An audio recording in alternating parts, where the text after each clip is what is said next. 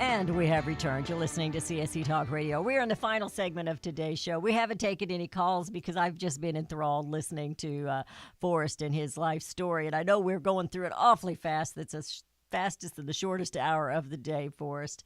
You and I met at a conference because it was about property rights. And you spoke a little bit, and I think I actually sang. But you have Protect the Harvest, which a lot of people know what it is, and a very lot of people don't know what it is. And I would like you to tell me how you came to start the foundation of Protect the Harvest, or the organization of Protect the Harvest. I have a big cattle ranch in Missouri. 16,000 acres. Mm-hmm. Beautiful, big, rich cattle ranch.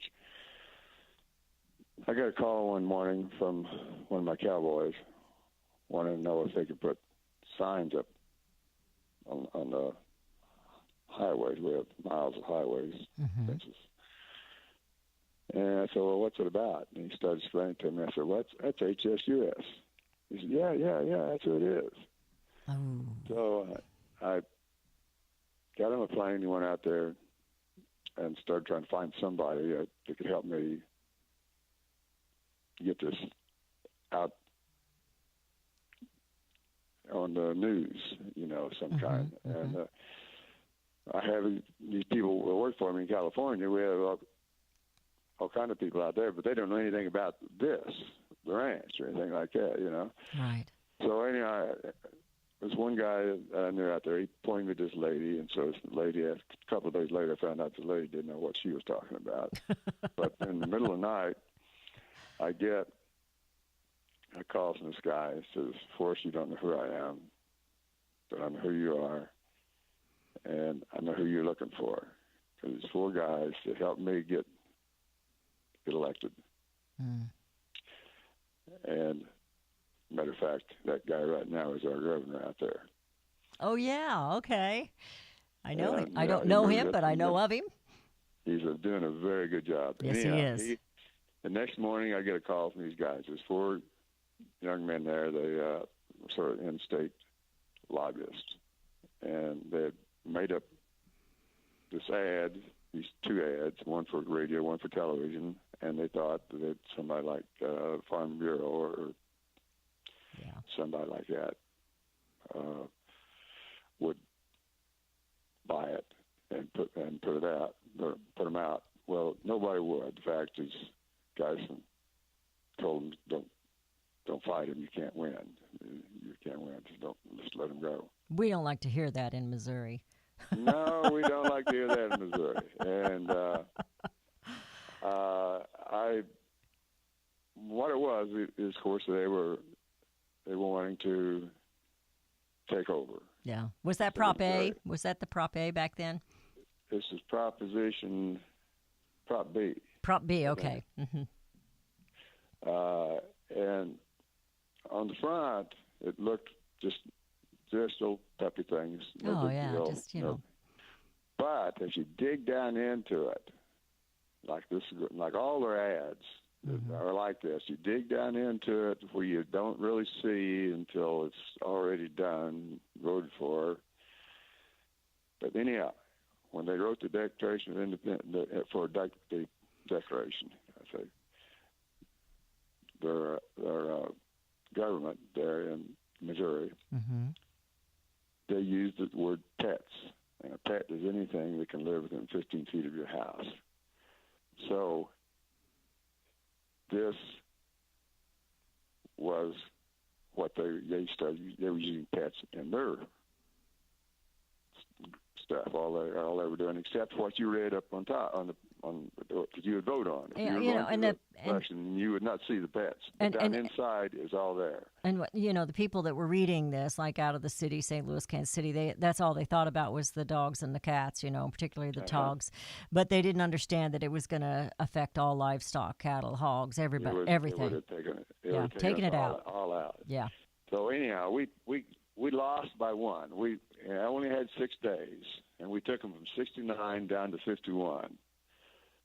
percent, but 51, and we were 49.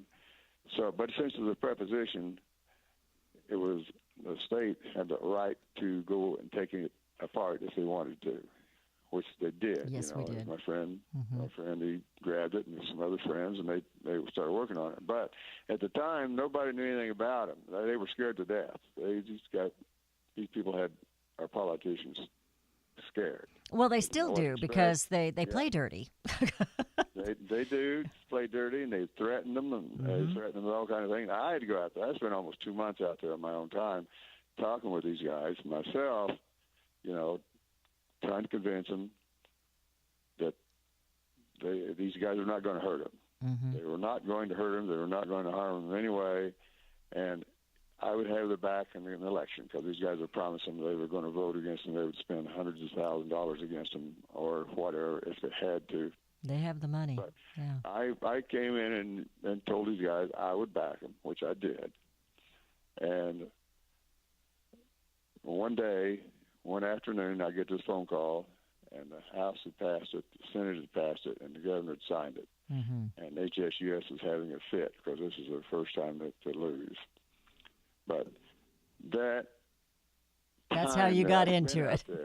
Well, no, here's the way I really got into it. That was the beginning of it. But after that 2 months I spent out there, and that's the biggest thing on my mind, I realized that nobody in the country was fighting these guys. Nobody was doing it. So I knew somebody had to. And I knew I had enough name, enough money, and enough courage. I usually don't say courage, but to do something about it. Determination. We'll call it determination if you'd rather. Yeah, that's another nice word, better than what I would usually say. That's what I'm here for.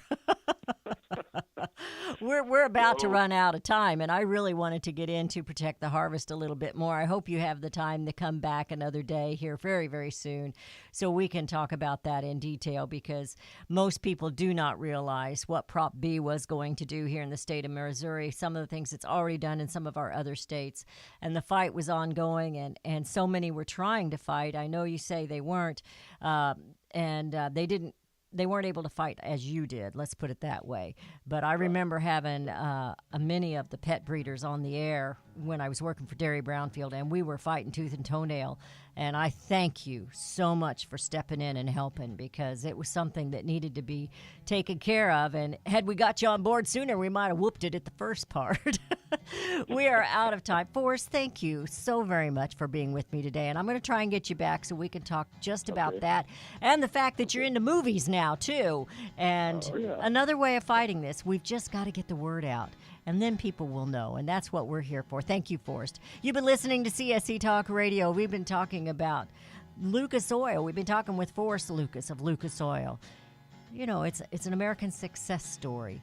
All of us have it in us. We may not be millionaires, but you know what? We can all do our part to bring America home.